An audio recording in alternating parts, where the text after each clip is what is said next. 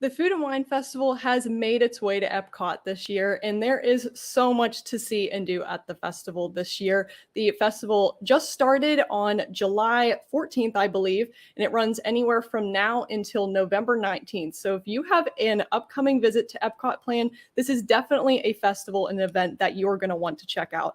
I was able to check out the festival last Friday, so my experience is very fresh in my mind. So with that, I want to bring to you 9 tips that you can use whenever visiting the Epcot Food and Wine Festival this year. There's so much to do, so much to see and do. And so these tips are going to help you to be able to make the most of your time, your money, and your stomach space. So I am very excited to be bringing these tips to you tonight. This video here is a part of our usual Wednesday live streams that we do on the channel. If you are new here, we usually go live at 7 p.m. Eastern time on Wednesdays, and we usually talk about Disney topics, Disney discussions. So I'm very excited tonight to be talking about the Food and Wine Festival. Like I said, just went last Friday, so I'm very excited to be bringing this topic to you guys and talking about it. So if you're watching on the replay, thank you so much for being here. But if you're watching live, thank you so much for being here as well. We'll say hi to the chat real quick. We've got Disney World is my happy place. Thank you for being here. Doofs, of course, thank you guys for being here. And Gabe, thanks so much for being here, guys. And yes, I did say real quickly in the chat, we do have a very extreme summer Florida storm rolling through here right now. So if at any point in the live stream you lose me as far as connection wise goes, just bear with me. Hopefully I will be able to come back. And also I am afraid of thunder. So if you see me jump, it's probably because there's some thunder in the area. So, hey, Matt, thank you so much for joining. So yeah, as usual, we're going to be talking about I have some talking points that we're going to be going through. And if you have any questions at all during the live stream, feel free to put them in the chat or in the comments if you're watching on the replay. And I would be happy to answer them or help out in any way. And what I think I'm going to do for this live stream is I'm going to talk through my talking points, and then afterwards I'll go back through the chat, and if there are any questions I will address them there, or if there's any other kind of topics that will add to what we're talking about, I will point those out. So thank you again so much, guys, for watching. So we'll go ahead and hop into the first tip that I have for you here whenever going to the Food and Wine Festival. The first thing that I want to recommend to you is to research food offerings. So one of the main things that you can take advantage of whenever going to an Epcot festival is there are numerous booths all around the World Showcase that have different food offerings that you can purchase. And there are a ton of booths around the World Showcase that you can try different foods or try different drinks. And with all of these options, there are just so many things that you can take advantage of. But one of the things that I definitely recommend is doing some research ahead of time to see what you want to try and also what is offered. Like I said, there are so many offerings. It can get overwhelming at times what you want to try. But I recommend doing some research ahead of time for a couple of reasons. One of the main reasons is because you want to make sure that what you are going to be trying is something that you are actually going to like. A lot of times the portion sizes and the offerings that are in these festival booths, they can be different prices. Some are more expensive than others. And so ultimately, you're going to want to make sure that you are making the most of your money and what you are wanting to choose whenever you are at these festivals. So there's so many things that you can try. You want to make sure that you are making the most of the festival whenever you're there. You want to make sure you're not missing out on anything. And you want to make sure that you're trying stuff that you actually like. So that way you don't waste your money whenever you're actually going to these festivals. So I know I always like to go and look at different videos and blogs that show different either pictures or reviews on these different offerings. That gives me a good idea of what might be worth trying or what I should maybe skip. So definitely recommend researching these food offerings. It's going to be able to allow you to get right into the festival, try things that you like, and know where things are also at, because there are a ton of booths around the World Showcase. So it's definitely something that you are going to want to do and consider whenever going into the festival. The second thing that I want to recommend to you as well, is to pick up one of these festival passports. So if you have never been to a Epcot Festival before, they have these festival passports at the entrance of the parks. So these are located kind of right by the park maps. You can't miss them, honestly. There are so many of them, but this is going to be your guide to all things Food and Wine Festival or any festival that you visit whenever you're at Epcot. The thing that I really like about these is it includes all of the details about the festival that you are going to. So if you open up the little booklet here, it'll tell you just, like I said, everything that is actually at the festival. So there are a lot of different merchandise options that you can purchase whenever you are there. There's concerts that you can take advantage of. There's different activities, there's scavenger hunts and different challenges that you can take advantage of. The thing that I want to highlight here, as far as the Food and Wine Festival goes, is there is Remy's what is it called? Remy's Ratatouille Hide and Squeak Scavenger Hunt. So there are different Remy's placed around the World Showcase that you can try to find him, and it's like a little scavenger hunt. It's very fun. Once you finish it, you can get a little prize at the end. And then also there is a Meals Fromage montage, which is really fun. So basically what you can do is you can go around the World Showcase. There are different items. I'll see if I can show it here. There are different food items. Oh, there are different food items that you can choose 5 of these items, and you can get a little stamp, and at the end you can get a prize if you tried some of the items. So that's something that you can take advantage of. But another thing that I like about these festival passports is that it tells you every food offering, food and drink offering that they have at the festival. So the only thing that I wish they honestly included in these passports were prices. That's something that they do not include, but it tells you all of the different booths that there are going to be when they open, because some of them aren't open right now. They're going to open later on in the festival. But it just tells you everything that you can find. And another thing that I really like is when they show photos of the different food offerings, because that is very helpful. Another thing that goes into kind of doing research ahead of time is trying to see like what the portion sizes and what the food offering actually looks like. I think that is very helpful. So there are photos that you can see at some times in here. And then another thing that I also like is there are different like little bubbles alongside of the different food offerings. And so I like to go through and check off the different things that I either want to try or that I liked. So that way I can go back in the future and either try it again or know what not to try again. So you can see here, I just starred one of the mac and cheese offerings that I want to try whenever that booth officially opens. So this is the festival passport. This is honestly going to be your best friend whenever you come to one of the Epcot festivals. If you didn't do research ahead of time about like what you might want to try, this is maybe in the morning whenever you get to the festival. You can take some time whenever you're in a line, or just go find a place to sit down to kind of leaf through it and just see what kind of things are at the festival that you maybe would want to try. So definitely recommend though picking this up. This is going to be very helpful whenever you are walking around the World Showcase and just trying to see what is offered whenever you are going to the festival. So let's see here.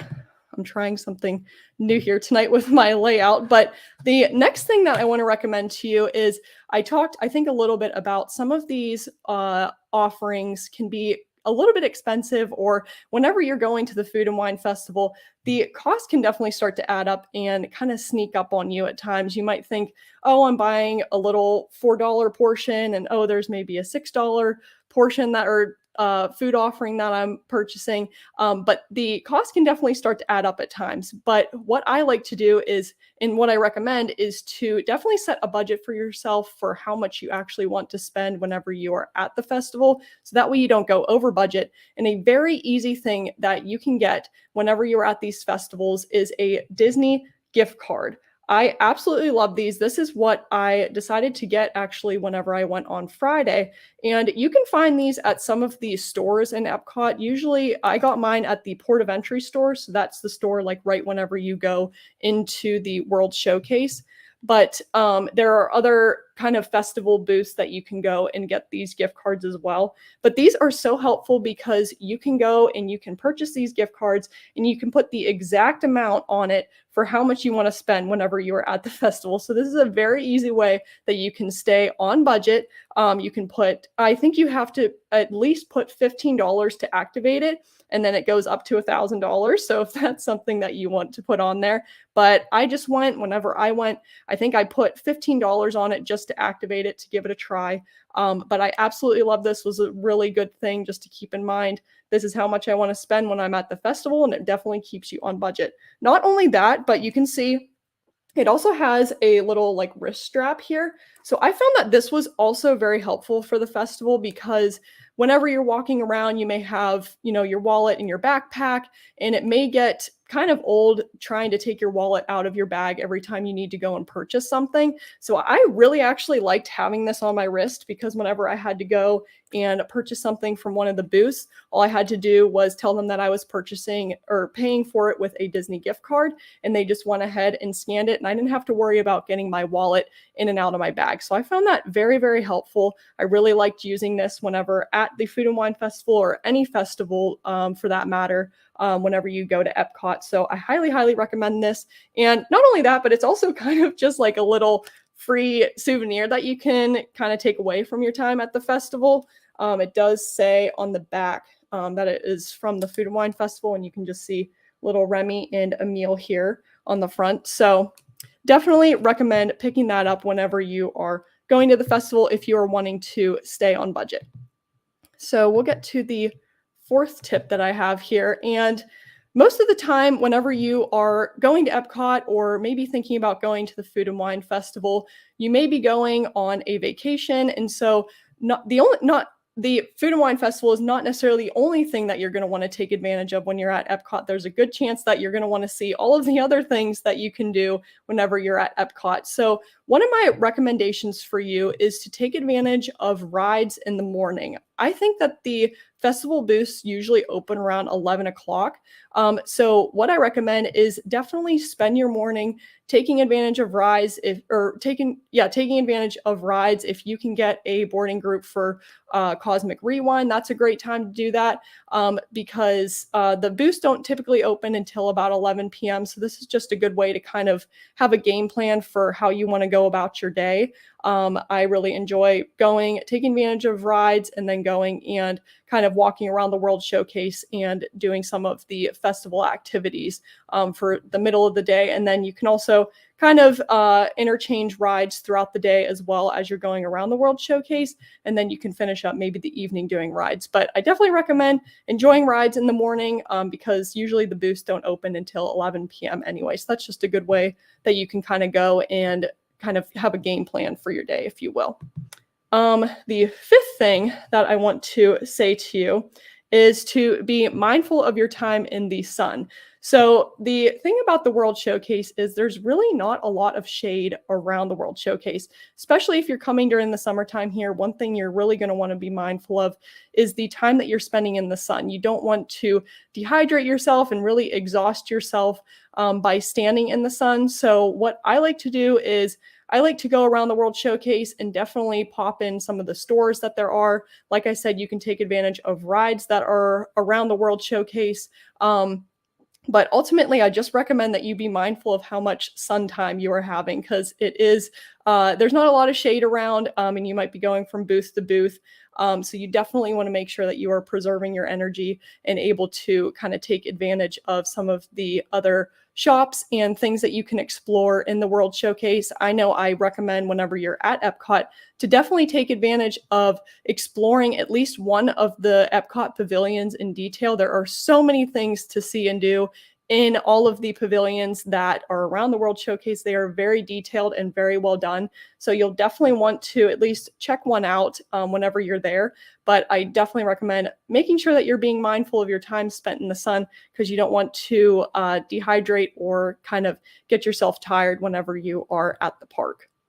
The sixth thing that I want to say is also to plan where you want to eat your food. So, whenever you're going to these booths, you might be trying a lot of things. You might get like an entree and a drink, and you want to make sure that you're able to eat these things right away, so that way you can enjoy them whenever they are at their best. So, the one thing that I will say is there's not necessarily a lot of seating or places that you can eat food around the World Showcase.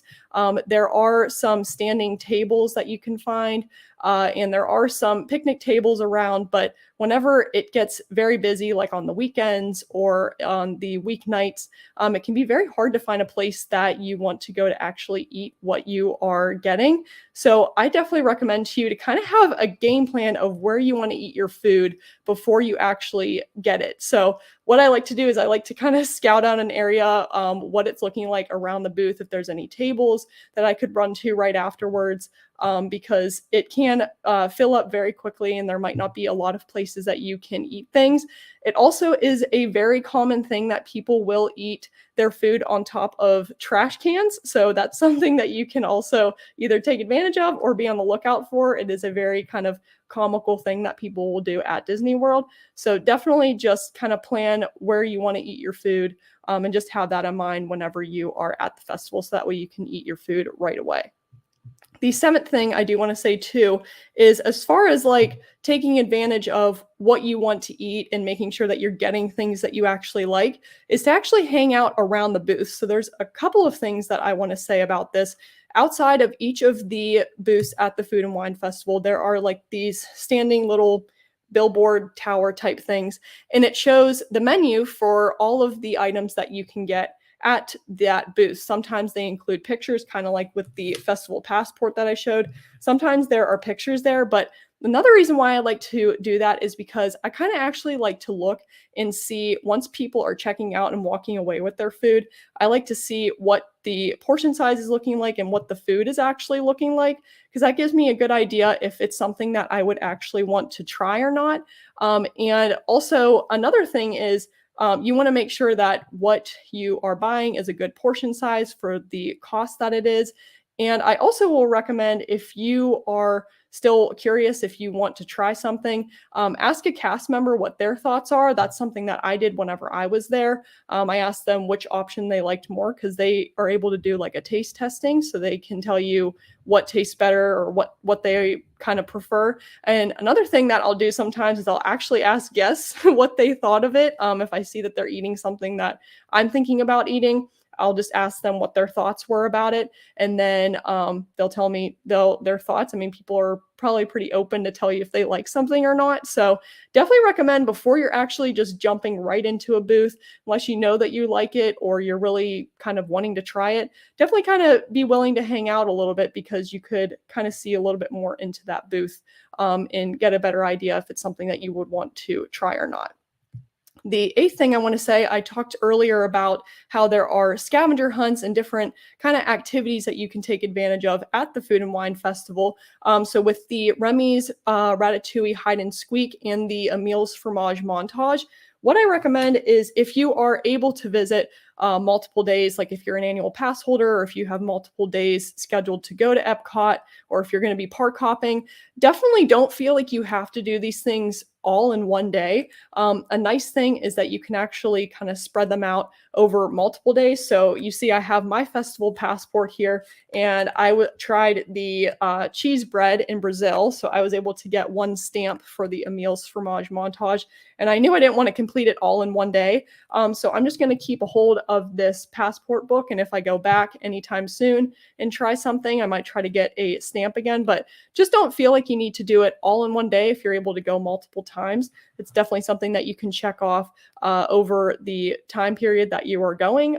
So that's just a nice thing, because I know the scavenger hunt is a very fun thing to do, but sometimes Remy is really hidden, so it can take up some time whenever you're actually at the park, and that can take away from ride time or just seeing characters or anything else that you want to do whenever you're there. So a nice thing might be to just kind of spread it out over days or visits that you might have whenever you are at Epcot. And the last tip that I have for you is the ninth tip here, and that is to actually bring a friend. So yes, I did go Friday by myself, but a really nice thing to do is to actually go with somebody else to the Food and Wine Festival or to bring multiple people. And this is a really great thing because you can try multiple things. You can save some space in your stomach by being able to split portions. And if you're willing to share, you can try more things. You can also cut some costs that way too. So it can be a little bit cheaper whenever it comes to kind of exploring the Food and Wine Festival and trying different things. It's nice if you're going with your family or if you can bring a friend. So then you can kind of make it more of the festival in that way. So those are 9 of the tips that I have for you here. And I did go through pretty quickly on those, and I didn't talk through the chat too much, but I just wanted to get through those tips just to share with you guys, but I'm going to roll through the chat here just to see if there was anything that I maybe missed question wise. And then I did want to share one last thing here at the end. But it also seems like the storm is kind of holding off. So I'm very happy about that. But yes, another thing too is they do have merch specific to the Food and Wine Festival that you will want to check out as well if you want to get a souvenir or something to remember your trip by. Personally, I really liked the Spirit jersey and the ears for this year. I thought they did a very good job on those. And yeah, I do wish that they showed photos of everything. So yeah, that is another thing that you'll want to, that's another reason why I do recommend to hang out around the booth as well, because there's not necessarily photos of everything when at the booth. So definitely kind of, scout it out. That's one thing that I really like. And yeah, because it increases the risk that people will eat. Yes, I love that. And let's see here, more questions. Okay, so here, do not trust those wrist straps. I see these cards on the ground all over the park. Okay, this is really good to know. I did not have a problem with it, but I know probably if you are going with kids or if it's brushing up against your side all day, I can definitely see how this clasp could come apart pretty easily. So that's definitely something to take or keep in mind. I know I really liked using it. I don't know, maybe you could take this little clip off here and then put it on a different, I don't know, like wrist strap that you have or something. Maybe on, I don't know, you could put it on your keys or something like that. But okay, that's a good thing to keep in mind because I don't want to lose that. I know that. And it's nice. You can also refill it. So if you did want to add more money to it, you can definitely do that. If you go back to the store that you got it from or different festival booths, you can definitely refill it, which is nice. Yeah, a good tip about the seating. Yeah, definitely scout out some spots. I know in front of the America Pavilion, there's a lot of picnic tables that are there that are nice. That's where I ate one of my little entrees that I got. So yeah, definitely keep that in mind. And yeah, people will eat on trash cans. So that's socially acceptable at Epcot during the festivals. So, but yes, and let's see. Remy costs money. Okay, yes, I'm glad that you said that. So the Emil's fromage montage is free. So the way that you pay for it or how you participate in it is you purchase 1 or 5 of the different items that are included in the challenge, if you will, and then at the end you get the surprise. But the scavenger hunt is $9.99, so you do pay for that. They give you a little card, and then you complete it, and whenever you're done with it, you can go back to one of the festival booths, or most of the stores have the completer prize. They are kind of these plastic cups. They have either Remy on it, Tiana, Mickey Mouse, and there is another one that I can't remember what. I'm blanking on what the last cup is, but it's just a fun little souvenir that you can take back from your trip, and it's also great for kids. There's maybe it might be hard to find something that you want to do with your kids at Epcot, and that's definitely something that you can kind of get them interacting with whenever you are there. My thoughts on each disc. I would definitely be happy to. So, and that's what I was going to say too. I do, at the end of this video, I will link my video from Friday, where I talk about some of my tips as well, and then show you what I decided to eat then. But so I decided to do a snack option, an entree, a drink, and then a dessert. So I started in Brazil. I don't think I have pictures anywhere handy, but I got the cheese bread from Brazil. I personally really enjoyed that. It comes with two little like cheesy breads, which personally I thought would be great to share with somebody else. So if I had somebody with me, I would be happy to share the cheese bread with them. I think it was 4.75 for two of them, which I thought was pretty decent, especially for the portion size that there were. So that was at Brazil. And then for my entree, I got the Chesapeake crab slider, which was basically a crab cake sandwich that had some coleslaw on it. That was from Hops and Barley near the America Pavilion. I think that was $7, and it was a smaller sandwich. But it still was kind of filling for me, at least. I really enjoyed it. And I thought it was still kind of good for the money, and the taste was very good. I was very happy with that dish and what I got there. I actually can show you the dessert that I got. They do have a picture here of it. But I tried, as far as drink goes, I got the Schafferhofer pineapple beer in the Germany pavilion. So they have this grapefruit version of the beer that they usually have at the Germany pavilion, and I absolutely love it. So I tried the pineapple version. I just got the 6-ounce option. It was $5 for the 6-ounce, and then I think it was $9 for a 12-ounce. But I got the 6-ounce option, and it was so good, very refreshing. The pineapple was not like overwhelming, and it wasn't, kind of overbearing. It was very good. I recommend it. It was a very light beer and very refreshing for the very hot day at Epcot that we had. And then the dessert that I got was from Shimmering Sips. That was on your way to Canada. It was in front of the port of entry store. Here is the guava mousse on a sugar cookie that I got. Hopefully it'll show up here. But yeah, it just has the guava mousse. It has a coconut and lime whipped cream on it, and then it is on a sugar cookie. This, personally, I will give a 6 out of 10. I wanted to try it because it looked very interesting to me, but I don't know that I would get it again. It was good. It wasn't bad. It just didn't really do anything for me. I didn't really have any thoughts on it. So that's all the things that I decided to try. There are some other things at the festival that I know I'd want to go back and try whenever the mac and cheese booth opens. That's something that I definitely want to check out because I've heard very good things about that. And then also they have a new booth this year called the Fry Basket. And here it is. There are French fry flights. There we go. There's a French fry flight that you can try with 3 different types of French fries. And there's also, I think there are the yucca fries. So I'm very, very excited about trying that next time. It wasn't open whenever I went on Friday, at least whenever I was around there. And I heard they actually sold out the first day. So a lot of people have been talking about it. It's very good. So if you're a fry fan, definitely check it out whenever you are at the Food and Wine Festival. But basically, that's what I tried, and I was very happy with all of my options besides the dessert. It wasn't terrible, but like I said, it didn't really do anything for me. So let's see here.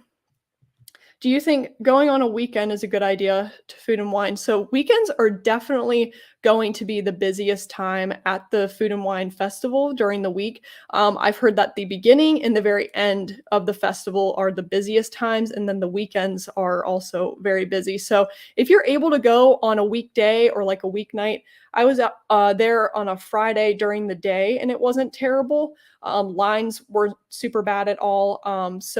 But I would definitely say on the weekends are probably going to be whenever it's very busy. These festivals are very popular at Epcot. People definitely go. So I would recommend, if you can go on the weekdays, definitely do that.